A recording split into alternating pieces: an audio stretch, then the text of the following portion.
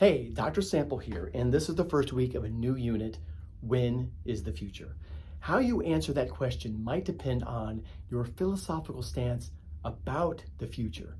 Is the future fixed? Is it changeable? Is there a relationship between how far into the future we look and whether we imagine that future to be fixed or not? For example, is tomorrow fixed but a century from now within our power to change? Or vice versa, tomorrow is wide open, but long term, a century from now, we're pretty much powerless to change that. These questions about time and the future lead me to this week, to reframe the unit question of when is the future to a new question.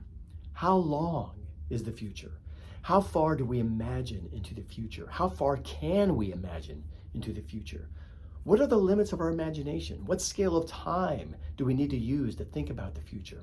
There's a case to be made that we need to think about the future on a scale that dwarfs humanity. So that's one of the approaches we'll take this week, thinking about the future in terms of geological time.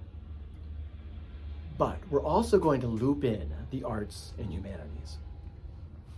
I'm using this video to introduce a few terms that come from the readings. This way, we can hit the ground running on Tuesday morning in sections. But to be clear, this video is no substitute for the readings. It's a complement to them. It's context for them. Now, the first idea I want to introduce is a strange aesthetic property that philosophers call the sublime. That's what the first reading is about, the sublime. Edmund Burke, Immanuel Kant, Martin Heidegger, they and many others have pondered the sublime. For these thinkers, the sublime is a moment or a place in nature that overwhelms our senses, our reason, with vastness, a chaos. Kant speculated that there were two forms of sublime, the mathematical sublime and the dynamic sublime. The mathematical sublime is an encounter with sheer magnitude, immeasurable, unthinkable expanses or quantities. Herds of bison extending across the Great Plains all the way to the horizon, gigantic chasms in the earth of the Grand Canyon, the magisterial view from a mountaintop.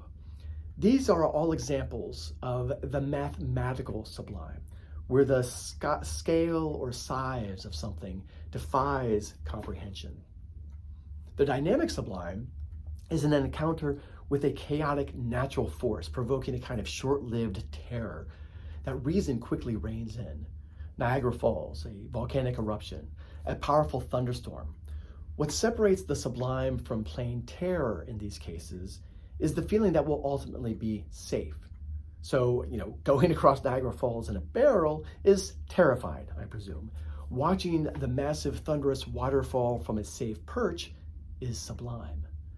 The mathematical sublime makes us feel infinitesimally small, and the dynamic sublime makes us feel helplessly fragile.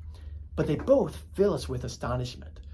For centuries, the sublime has been associated with nature.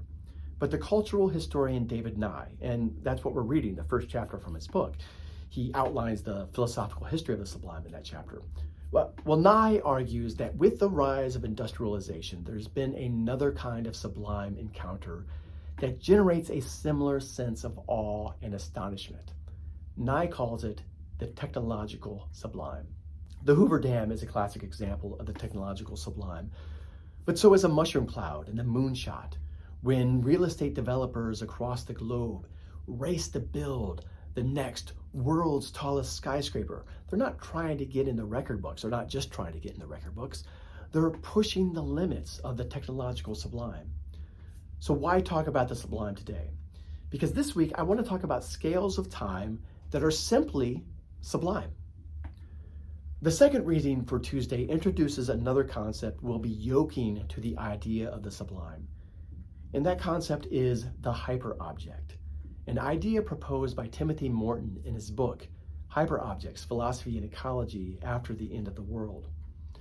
Originally, we were going to be reading the first chapter of that book, which came out in 2013. But I was reading it again last week, and I decided that the signal-to-noise ratio in that chapter was a bit distracting. There are philosophical digressions, there's confusing jargon, and there are outright contradictions. which I guess isn't all that surprising considering Morton wrote the entire book in the span of a few weeks in a kind of fever dream. So instead, we're going to be reading Laura Hudson's profile of Timothy Morton. This came out in Wired magazine just last year. So in the time that since Morton introduced the concept of hyperobjects in 2013, he's refined his ideas. And I find this profile to be a pretty decent introduction to the concept. But I do want to offer my own take here. And again, this is no substitute for the reading itself. So a hyperobject, what is it? Simply put, a hyperobject is something, quote, and these are Morton's words, something massively distributed in time and space, in such sheer numbers, think of the mathematical sublime, that humans cannot adequately conceive, let alone respond to it. An example Morton offers right away is the sum total of all plastic bags ever manufactured.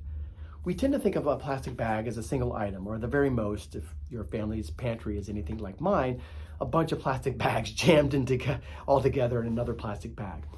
I've got my little collection of plastic bags. My neighbors have their collection of plastic bags. You might have some plastic bags. There's a bunch at the checkout counter at the grocery store. There's probably some plastic bags swirling in the air near the dumpsters behind Harris Teeter. There are seagulls choking on plastic bags at the beach. And we tend to think of these various clusters of plastic bags as distinct entities. But what Morton suggests is that they are all an instantiations of a single mind-blowingly massive hyperobject. According to Morton, hyperobjects share a few key features. For example, hyperobjects are what he calls non-local, by which Morton means that any local instance of the hyperobject is not the hyperobject itself.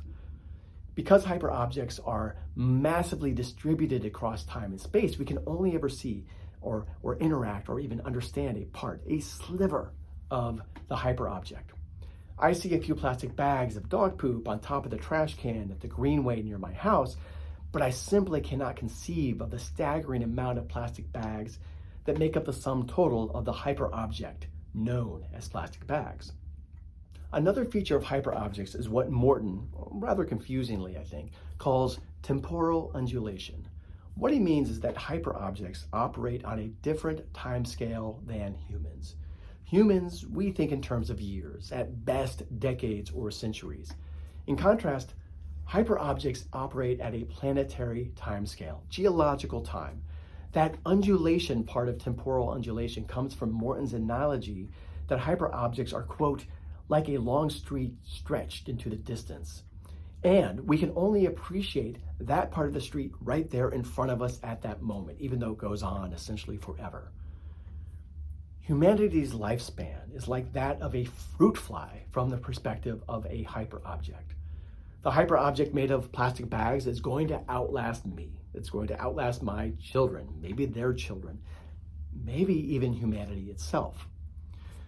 There are other characteristics of hyperobjects besides their non-locality and their vast temporal dimensions, but I think that's enough for us to talk about right here.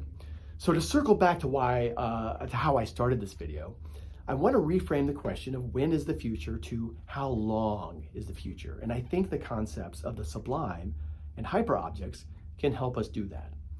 But there's one more work I want to introduce to you right now.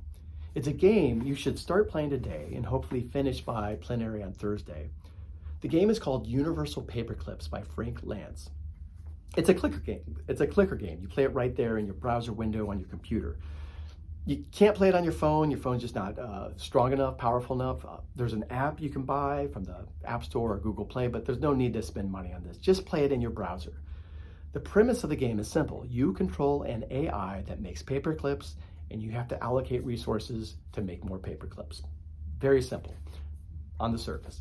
Hopefully by Thursday, you'll start to see how this game connects to the ideas of the sublime and hyperobjects, and that question that motivates me, how long is the future? So have a great week and see you in Hans on Thursday afternoon.